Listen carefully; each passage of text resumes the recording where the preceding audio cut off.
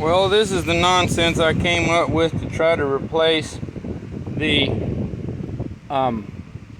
worn out bushing, and sure enough, two are worn out. These here may work, but frankly I need three. And the shock still won't come out, beating on the nut and bolt because the bushing up in there, is turning in the rubber but seized on the bolt. I didn't get enough anti-seize on there. Here's the last hole, and then this one over here seems to be bad bushing also.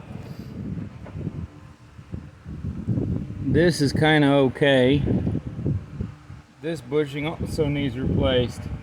If I can at least get the front one here, or rear one I should say, and the front one both replaced, that may work. If I must, I can probably cut this down to get it into one of the holes. I hope I don't have to use that.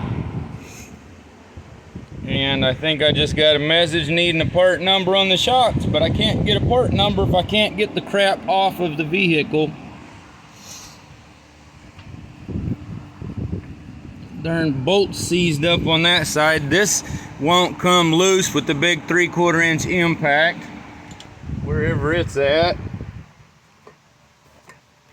Oh, here it is. This clutch thing from Northern Tool turned out to be pretty good. Here's an old Ingersoll Rand 1/2 inch drive. You see the size of the airline that needs to go on it. It's laying somewhere over there on the ground. We had to move the truck to get this shade. The what's that number there? Maybe I can rotate it enough to send a picture.